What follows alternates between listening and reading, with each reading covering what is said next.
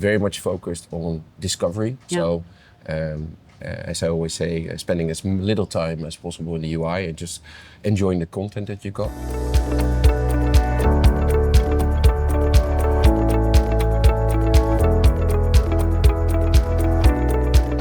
Welcome everyone, this is Marion Ranchet, I'm the founder of Streaming Made Easy, and I'm having another amazing speaker to talk about one of my favorite topics in this video series in partnership with Bengo. Let me welcome Chris van der Linden.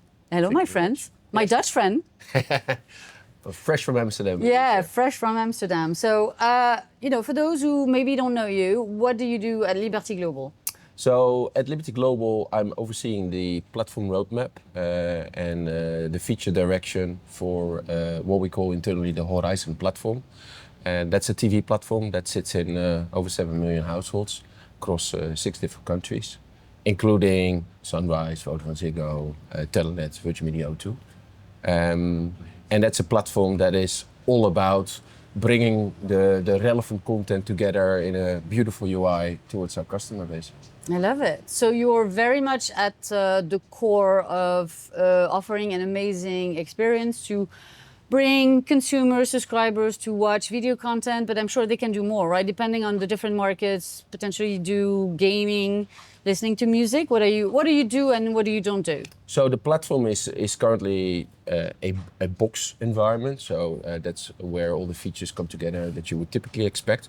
Very much focused on discovery. Yeah. So as I always say, spending as little time as possible in the UI and just enjoying the content that you got. And that could be content from linear, obviously your recordings, but also the OTT streamers. Music is definitely playing a big role on our platform. Radio is still very popular as well. And through the OTT partners, we're also mobilizing obviously the access to gaming. Next to that, we got our Go platform. Yeah. An example would be Ziggo Go in the Netherlands, and that is a platform that is close to feature parity with the box, delivering all the linear content and access to recordings that customers appreciate. And what you see is that Go is especially very much appreciated among sports lovers. So especially the reach for sports is very dominant. Okay. So you have this environment, you want to bring people in that environment, you're offering a lot of value and it shows in different ways, right? So that's the quality of the device, the usability of the platform. I love what you said about saying, that you don't want people to spend too much time on the interface because funnily enough, there's a lot of discussion, and even just right now at the event we're at, around the real estate and that opportunity, that dwell time, when people are navigating the UI. And you're seeing, numbers being thrown, like, people are coming 2, 3, 5 times a day, depending on the size of the platform we're talking about, spending X minutes. And I have to say, to me, it all comes down to taking people as quickly as possible to content to then make sure that they're, coming back, staying engaged. And so I love that you're saying you don't want people to spend too much time. One thing that you've done recently that I love and that I think is one of those things that within the super aggregation ecosystem is crucial is, again, embracing what AI has to bring to the table to help us choose what we're going to watch next. And so if you could tell me a bit more about Super Search, I kind of love it. I imagine did you do a logo with someone being like Super Search? No, there's not. There's a logo, but it's actually very boring. So it's not like a superhero on a mission. But Super Search for us was indeed about helping customers to navigate to the content that they love more quickly. Yeah. The real engagement is coming from the content consumption, not from spending time in the user interface. Customers want choice, but they hate choosing. So for us, Super Search was really about understanding the question from the customer, the need from the customer. So obviously voice has been around for years. We had that on the platform since the very start. But it was very functional. Your ability to really converse with it in a natural way and for it to understand like what is it that you're really looking for, that's been aided by the use of AI. So we use AI to simply understand the question behind the question and then serve the content in a more compressed way, so that you don't have this content overwhelming, this user interface with 20 different options. You immediately see, like, because your eye immediately spots, like, hey, this is the relevant content, and you go and consume. And hopefully you watch the entire movie or the entire program or the entire series, and you only return back to our interface depending on the duration of the content. Rather. When need be. Yeah. And the conversion and the engagement was really great. We work obviously very closely with the markets because they do the commercial proposition. We're just delivering the enablers towards our operating markets, and they've been really excited about launching this feature. Where are you at in terms of the rollout? Because I think you launched in the Netherlands with Ziggo first, then maybe Sunrise and so Telenet? Sunrise, in all fairness, because otherwise the Swiss will go after me. Yeah. The Swiss were the first ones to launch in August last year, and then quickly followed by Vodafone and Ziggo. Yes, okay. Correct. And we had Vincent there, and he was very big on super search, but as a whole, he really sees, agentic AI being kind of that new, front door between you and the end consumer. So it's fascinating to see that you've really already embraced that. And this is something that you've built on your own from scratch, or are you using, a third-party LLM in the mix? So it's a third-party LLM from Google. So we use Gemini in the background to understand the question behind the question, as I just stated. And we work closely with our implementation partner, Infosys, to put the Lego blocks together that make the feature. And that's been really productive. But it was from that perspective, it was all Broom in-house. Yeah. Okay, cool. And so this is what consumers see and engage with, but there's a layer, and we're going to be talking about a subscription ecosystem. What have you done on the product side to make the sign up, the onboarding, easier, right? And because at the end of the day, I'm sure you want to upsell, you want to grow the ARPU of each of your customers. So what are you doing in the background that perhaps no one sees, but is bringing that ease? What are you doing there that perhaps we don't see, but we should know about? Of course, we've got upsell paths in the platform, but specifically on Super Search, there is no bigger disappointment for a customer than to search for content, to have at least a notion of what they're searching for. And they get search results and then finding out that they're not subscribed to it. Yeah. That's a disappointment journey. Of course, you can resolve that journey by providing an upsell path at the end, but the entry of I want to find something to watch right now to watch is not the best place for that. Elsewhere in the UI, we do have those upsell paths. So if customers are just discovering content, we make very clear with the news interface that this is entitled content versus this not entitled content, and that there's either a payment journey or this part of a subscription that you actually don't have. For example, Disney Plus. We always had this already for years. Obviously, if you try to tune to a sports channel or to a foreign channel that you're not, that's part of a pack, and we just extended it also into the OTT world. So especially the most sophisticated version of this upsell journey we actually have deployed in Sunrise, and that is that's fully integrated into the UI. So it's really going through the discovery process, identifying content that is, for example, belonging to Disney Plus, going into that asset, choosing to kind of buy that, and then using PIN codes to actually sign up. Obviously, there's a process of doing the registration through mobile handoff, but we're trying to make that as easy as possible with as least steps as possible, and then it's obviously added to your bill, to your bundle. Yeah. So a few things you've said that I want to touch upon. Number one, that philosophy on showing results to what people are actually entitled and not the other way around. Let's be clear.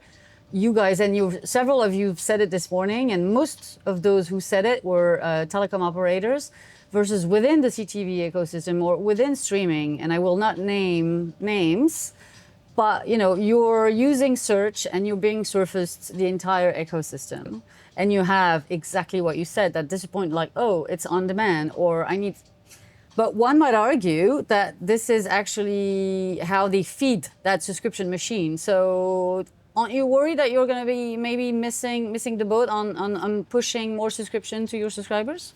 I wouldn't say worried. It's just not the right place in the journey. Customers already have a subscription for us. Yeah. So obviously there's a certain baseline. And that means that they also have certain expectation that there's content already available to them because they are paying a monthly subscription. So if that baseline is zero, that you don't have content, you just kind of serve all the content you could have access to, then it might be different.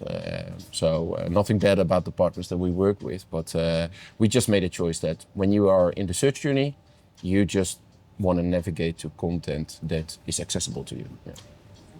Okay, so you have that customer relationship. Everyone wants to have a customer relationship. I think one of the things that you guys have as telcos is that you've had that historic, mobile internet with billing relationship that perhaps, others haven't had. And I think that puts a lot of responsibility in nurturing that relationship and not going, not pushing where you shouldn't. So when I say everyone wants a customer relationship, it's very transactional in this world. And so my question for you is, who are you seeing within the wider ecosystem? And I'm thinking banks, retailers, etc., MVNOs, people who are, they have a business, they have a legacy business where there's a customer relationship, and all of a sudden, a lot of people are trying to bring more value and perks, and so that can be, all of those loyalty programs. You can get free tickets, XYZ, but more and more you're seeing them making moves in the video space. Mm-hmm. When you see this, what do you think? And is there anything that you guys could do, I think, a bit differently to, again, keep nurturing that relationship, build that loyalty with your customer? So for us, it's a more obvious field to kind of play in because our heritage is in video. Yeah.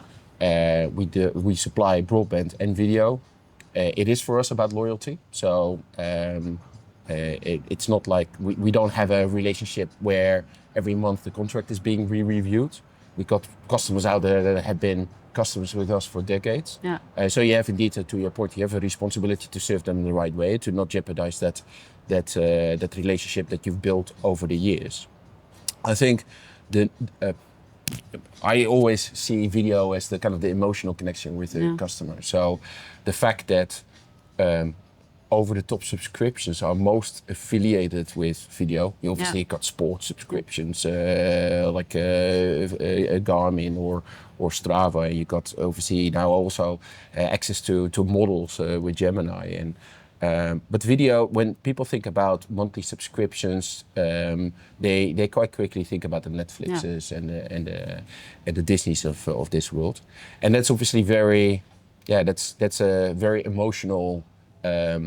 It's about entertainment, and so it is for other parties in the ecosystem. It's obviously logical to look at video because it's a way to make something that is potentially really boring more kind of exciting because you build a relationship around kind of redistributing Netflix or maybe even with sports redistributing Strava. So for us, it's more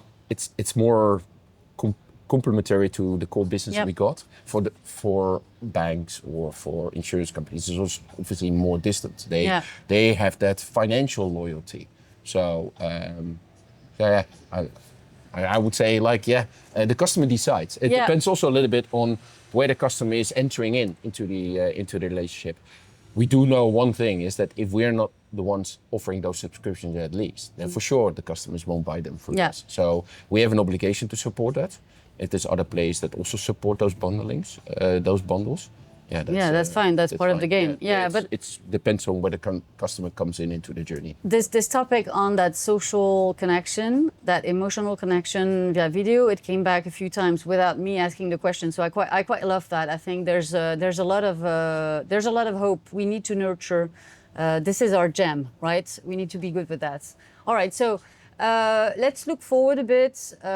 You're within the product and experience team. You dabble with tech a lot. So Is there anything on the horizon in terms of either bundling, super aggregation, video experience at large, something innovative that you have on your radar? Nothing confidential, of course, but... No, I think it sounds a little bit like BAU, but first and foremost, the customer, when they are subscribing to a TV service, they are expecting that we are able to serve the relevant content to them. So there is the grind work, the day-to-day work of making sure that we are able to resell those subscriptions that are relevant towards customers, or either kind of bundle them into the proposition that we serve ourselves, and whether those are kind of bundles of one, or bundles of many, or whether they're integrated into the proposition.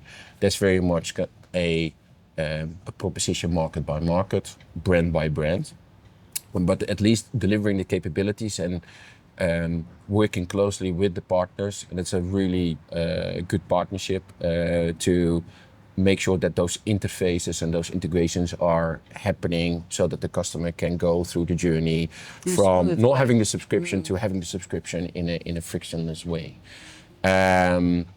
And next to that, so that's more on the subscription side. On the experience, the UI itself, it's like I said, kind of the North Star is best UI is no UI. Yeah. So with the help of these technologies, whether it's super search or super discovery, try to grow into an experience where the customer has no need to go through the UI. He's simply conversing with a platform that understands his needs. And of course, if you really think about that as a product person, you see also the challenges there. You don't know who's in the living room and how do they interface and different times of day. So it is always a North Star that's just out of reach, but trying to reach for that is something that we do on a daily basis. I love that. Well, thank you so much for coming with us, Chris. This was, another episode of our video series. Thank you for being with us. We'll see you next time.